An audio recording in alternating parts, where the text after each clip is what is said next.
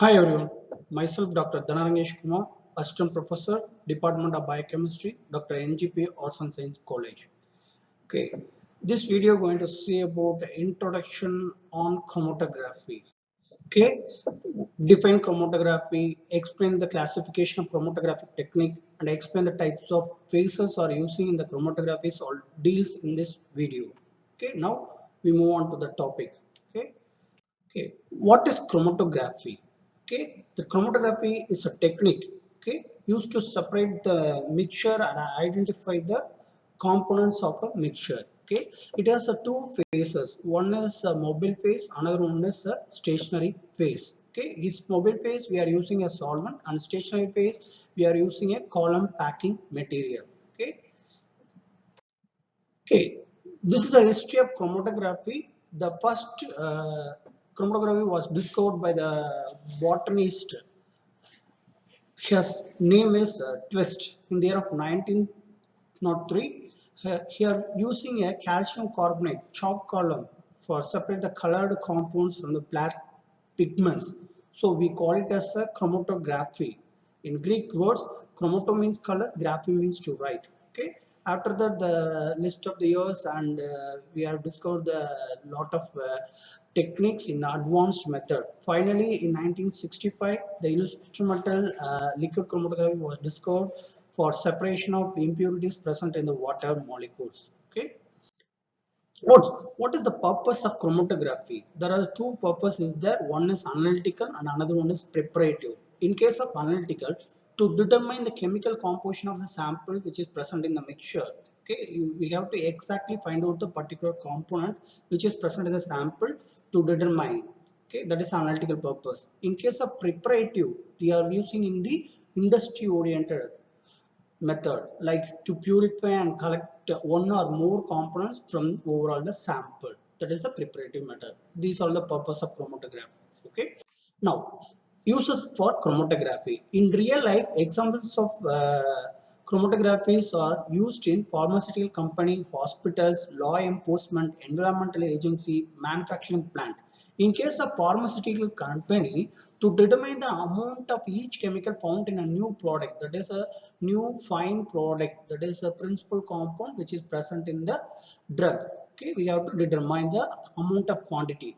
Okay, then hospital to detect the blood or alcohol levels in the patient bloodstream, and law enforcement for uh, to suspect crime. Okay, to compare the sample found at the crime scene at a sample from the suspect. In case of environmental agency, to determine the level of pollutant which is present in the water supply.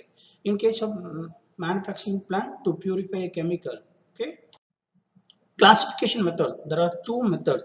One is mobile phase, another one is attractive forces. Mobile phase is the use the solvent phase along with the sample will move. In case of attractive forces, mean the supporting material get absorbs and moves the sample. That is the two method. The first one is mobile phase.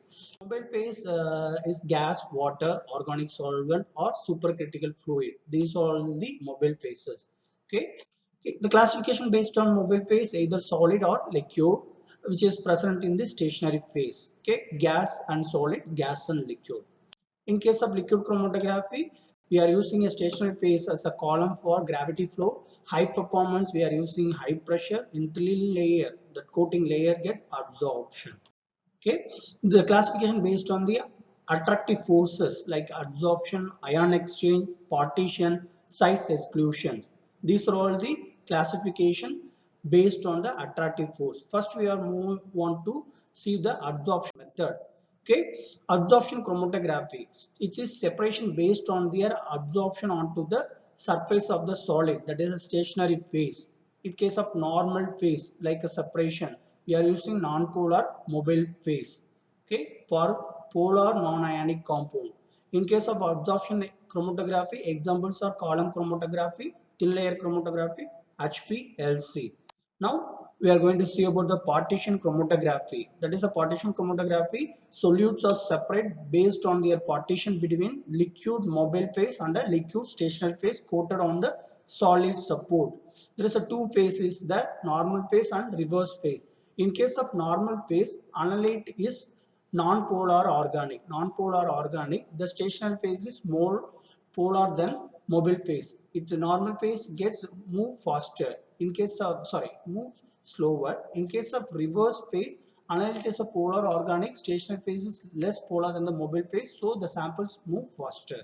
Examples of partition chromatography is thin layer chromatography and paper chromatography. In case of ion exchange chromatography, uses the ionic stationary phase. Uses the ionic stationary phase, that is supporting material is a ionic material. That is ion separator on the basis of their tendency to displace the counter ion absorbed on the stationary phase. It depends on charge, hydration and solubility. Used for the analysis of ion exchange chromatography is especially for amino acid and its base pair. Anionic stationary phase used for cationic separation. Cationic stationary phase used for anion separation for only ionic compound. Examples of ion exchange chromatography is column chromatography and HPLC. In case of size exclusion chromatography, in this chromatography, separation is a result of trapping of molecules in the pores of packing material. Very large molecules cannot get into the pores, so unretained. Okay. So in case of very small molecules get hung up into the pores for a long time. Longest retained time. Okay. Stationary phase is a porous matrix. Okay. In this chromatography, examples of column chromatography, HPLC. Okay. Now we move on to the types of chromatography: liquid chromatography, gas chromatography, paper chromatography, thin layer chromatography. Liquid chromatography separates liquid sample with the liquid solvent. That is mobile phase we are using as a liquid, and the column is composed of solid beads like silica, alumina, whatever it is. It acts as a stationary phase. In case of gas chromatography, separates as a vaporized sample with the carrier gas. Carrier gas is act as a mobile phase in gas chromatography, and column is composed of either liquid or solid beads. In case of paper chromatography, we are separating the dried liquid sample. Once the sample is applied on the paper, gets dried. Okay, after that only the sample is inserted in the chamber containing mobile phase like solvent.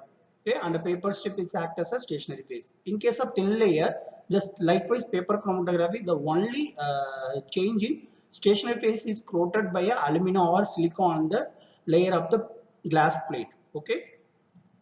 Okay, now we are going to see the phase, stationary phase and mobile phase, the types of chromatography and material. In case of paper chromatography, the material is filter paper, cellulose act as a stationary phase.